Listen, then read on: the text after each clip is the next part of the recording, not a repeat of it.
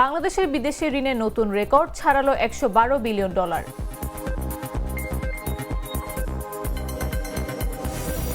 চাকরি প্রত্যাশীদের বহুল আকাঙ্ক্ষিত পরীক্ষা 47তম বিসিএস এর প্রিলিমিনারি অনুষ্ঠিত।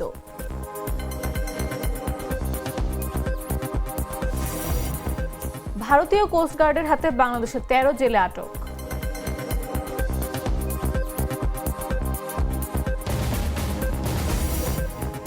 গাজায় যুদ্ধবিরতির প্রস্তাবে ষষ্ঠবারের মতো ভেটো দিল যুক্তরাষ্ট্র।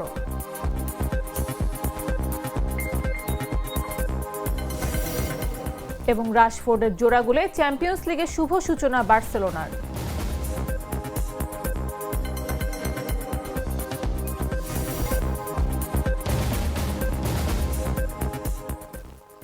দুপুর 1টা নিউজে সবাইকে আমন্ত্রণ। সাথে আছে আমি নাফিস আব্দুল্লাহ।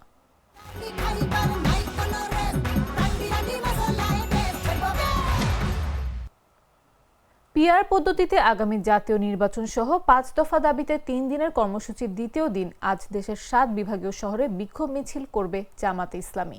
এতে অংশ নেবেন দলের কেন্দ্রীয় নেতারা। বুধবার জামাতের এক সংবাদ বিজ্ঞপ্তিতে জানানো হয়, শুক্রবারের কর্মসূচিতে বরিশাল মহানগরে নেতৃত্ব দেবেন দলটির নায়েবে আমির অধ্যাপক মুজিবুর রহমান।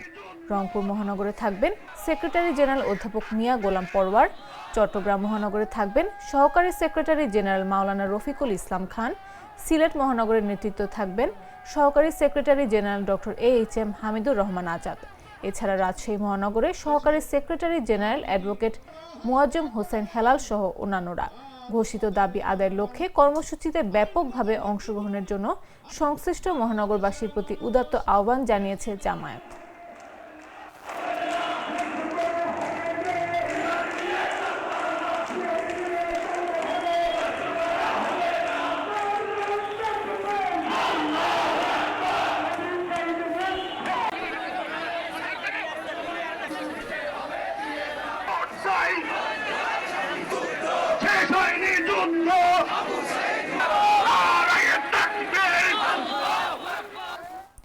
বাংলাদেশের বৈদেশিক ঋণ আরও বেড়ে নতুন রেকর্ড গড়ল। চলতি বছরের জুন শেষে বৈদেশিক ঋণের পরিমাণ দাঁড়িয়েছে $112.15 বিলিয়ন, যা এ যাবৎকালের সর্বোচ্চ।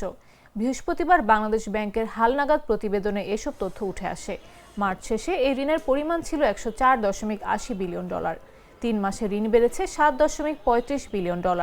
গেল বছরের জুন শেষে ঋণ ছিল $103.41 বিলিয়ন। এর মধ্যে শেখ হাসিনার সরকারের 15.5 বছরে বৈদেশিক ঋণ বেড়েছে প্রায় $81 বিলিয়ন। আর বর্তমান সরকারের মাত্র 1 বছরে ঋণ বেড়েছে $8.74 বিলিয়ন। সংশ্লিষ্টরা জানান, দেশের ভঙ্গুর অর্থনীতিকে সচল রাখতে বাংলাদেশ সরকার গত জুনে আন্তর্জাতিক মুদ্রা তহবিল IMF, বিশ্বব্যাংক, এশীয় উন্নয়ন ব্যাংক ADB, AIIB, জাইকা সহ অন্যান্য আন্তর্জাতিক সংস্থা থেকে $5 বিলিয়ন বেশি ঋণ পেয়েছে। এসব নতুন ঋণ যুক্ত হওয়ায় মোট বৈদেশিক ঋণও বেড়েছে।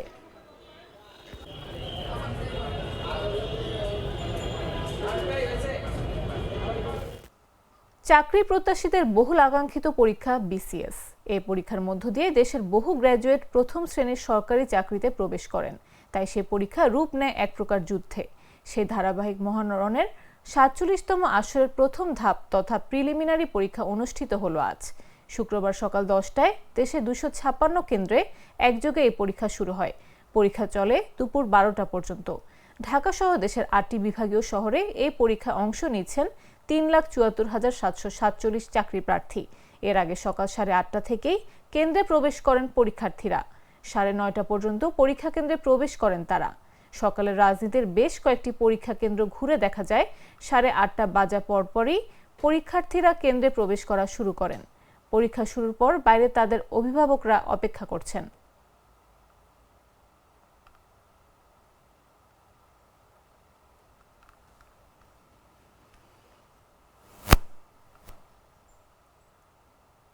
অন্তর্বর্তী সরকারের প্রধান উপদেষ্টা ডক্টর মোহাম্মদ ইউনূস বলেছেন, আগামী বছরের ফেব্রুয়ারির প্রথমার্ধে সাধারণ নির্বাচন আয়োজনের প্রস্তুতি চলছে।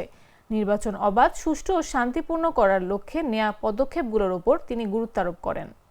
রাষ্ট্রীয় অতিথি ভবন যমুনায় বৃহস্পতিবার নেদারল্যান্ডসের নবনিযুক্ত রাষ্ট্রদূত বরিস ভ্যান বমেলের প্রধান উপদেষ্টার সঙ্গে সৌজন্য সাক্ষাৎকালে কথা বলেন তিনি। সাক্ষাৎকালে দুই দেশের পারস্পরিক স্বার্থের নানা বিষয় নিয়ে আলোচনা হয়। এর মধ্যে দ্বিপাক্ষিক সম্পর্ক জোরদার, আসন্ন সাধারণ নির্বাচন, বাণিজ্য ও কৃষি খাত এবং চলমান রোহিঙ্গা মানবিক সংকটের বিষয়গুলো বিশেষভাবে আলোচিত হয়।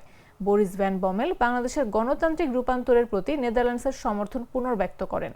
ইউরোপীয় ইউনিয়নের একটি প্রাক নির্বাচন পর্যবেক্ষক দল এ সপ্তাহেই বাংলাদেশে পৌঁছাবে। পাশাপাশি নেদারল্যান্ডস এই মিশনকে সক্রিয়ভাবে সমর্থন করছে বলেও তিনি উল্লেখ করেন।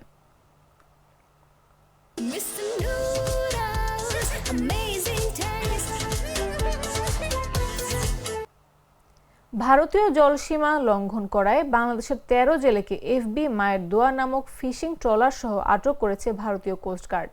ভারতীয় উপকূল রক্ষী বাহিনী কোস্টগার্ড বাংলাদেশের জেলেদেরকে পশ্চিমবঙ্গ রাজ্যের দক্ষিণ ২৪ পরগনা জেলার কাকদ্বীপের ফ্রেজারগঞ্জ কোস্টাল থানায় হস্তান্তর করে। বুধবার রাতে বাংলাদেশি এই জেলেরা ভারতীয় কোস্টগার্ডের হাতে আটক হয়। ভারতীয় কোস্টগার্ডের হাতে আটক হওয়া জেলেদের বাড়ি বাংলাদেশের বাগেরহাট ও পিরোজপুর জেলার বিভিন্ন এলাকায়।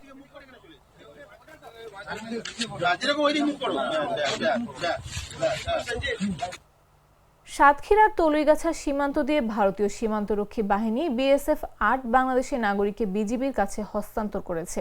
বুধবার সন্ধ্যায় সাতক্ষীরার তলুইগাছা সীমান্তে পতাকা বৈঠকের মাধ্যমে এ হস্তান্তর কার্যক্রম সম্পন্ন হয়। পরে রাতেই তাদের সাতক্ষীরা থানায় হস্তান্তর করেছে বিজিবি। হস্তান্তরকৃতদের মধ্যে নারী পুরুষ সহ কয়েকজন কিশোরও রয়েছে। এরা অবৈধভাবে সীমান্ত অতিক্রম করে ভারতে প্রবেশ করেছিল বলে জানা গেছে। পরে বিএসএফ তাদের আটক করে।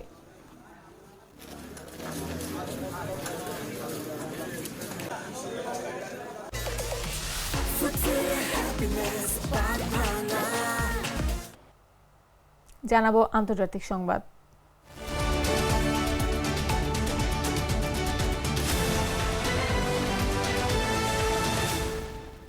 গাজায় যুদ্ধবিরতির আহ্বান জানানো একটি গুরুত্বপূর্ণ প্রস্তাবে যুক্তরাষ্ট্র আবারও ভেটো দিয়েছে, যা ছিল জাতিসংঘের নিরাপত্তা পরিষদে এই ইস্যুতে তাদের ষষ্ঠবারের মতো ভেটো।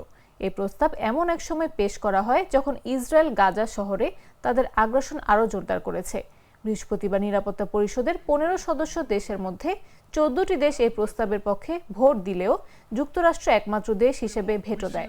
প্রস্তাবটিতে গাজায় তাৎক্ষণিক, নিঃশর্ত ও স্থায়ী যুদ্ধবিরতি, হামাস ও অন্যান্য গোষ্ঠীর হাতে আটক সকল বন্দীর মুক্তি এবং মানবিক সহায়তার উপর বিধিনিষেধ প্রত্যাহারের আহ্বান জানানো হয়েছিল।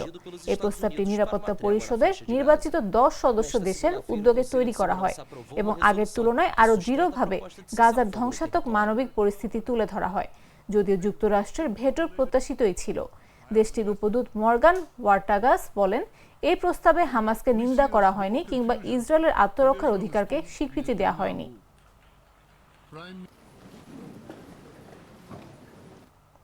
রাশিয়ার পূর্বাঞ্চলীয় কামচাতকা অঞ্চলে ৭.৮ মাত্রার শক্তিশালী ভূমিকম্প আঘাত এনেছে, তবে এখন পর্যন্ত কোনো ক্ষয়ক্ষতির খবর পাওয়া যায়নি। ভূমিকম্পের পরপরই ওই এলাকায় সুনামি সতর্কতা জারি করা হয়েছে। মার্কিন ভূতাত্ত্বিক জরিপ সংস্থা ইউএসজিএস জানায়, শুক্রবার আঘাত হানা ভূমিকম্পটির মাত্রা ছিল রিক্টার স্কেলে ৭.৮। এর উৎপত্তিস্থল ছিল ভূপৃষ্ঠ থেকে প্রায় ১০ কিলোমিটার গভীরে। এ সময় একাধিক আফটার শকও অনুভূত হয়, যার মধ্যে একটি ছিল ৫.৮ মাত্রার।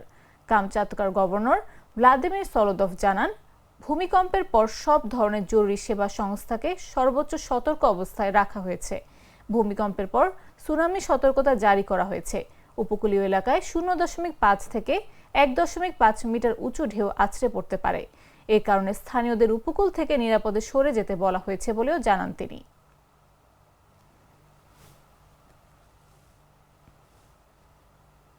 এবারে খেলার খবর।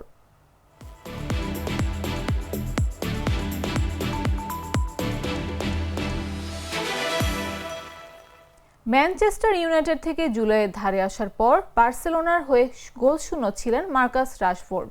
অবশেষে জোড়া গোলে খাতা খুলেন ইংলিশ ফরওয়ার্ড। রাশফোর্ডের জোড়া গোলে বার্সেলোনা চ্যাম্পিয়ন্স লিগ অভিযানের সূচনায় নিউক্যাসল ইউনাইটেডকে তাদের মাঠে ২-১ ব্যবধানে হারিয়েছে। বৃহস্পতিবার সেন্ট জেমস পার্কে ৫৮ মিনিটে জুলেস কুন্দের ক্রসে হেড থেকে প্রথম গোলটি পান রাশফোর্ড। এরপর ইংলিশ এই ফরওয়ার্ড দ্বিতীয়ার্ধের মাঝামাঝি সময় দুর্দান্ত ডান পায়ের শটে দূরপাল্লার গোল করেন, বল গিয়ে জড়িয়ে যায় জালের উপরিভাগে। ৯০ মিনিটে অ্যান্থনি গর্ডন নিউক্যাসলের হয়ে ১ গোল শোধ করলেও গেল মৌসুমের সেমিফাইনালে থেমে যাওয়া বার্সেলোনার জয় ধরে রেখে ৩ পয়েন্ট নিশ্চিত করে। ম্যাচের পর রাশফোর্ড বলেন, বার্সেলোনার হয়ে খেলা দারুণ এক অভিজ্ঞতা।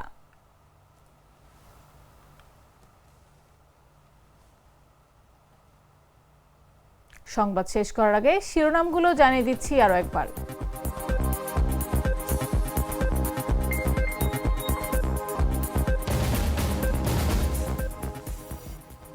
বাংলাদেশের বিদেশি ঋণের নতুন রেকর্ড ছাড়ালো $112 বিলিয়ন।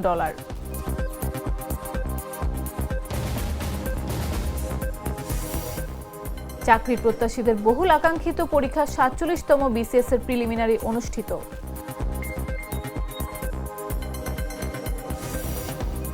ভারতীয় কোস্টগার্ডের হাতে বাংলাদেশের 13 জেলে আটক।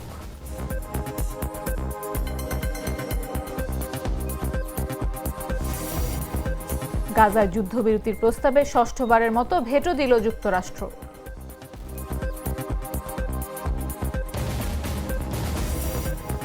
এবং রাশফোর্ডের জোড়া গোলে চ্যাম্পিয়ন্স লিগের শুভ সূচনা বার্সেলোনার।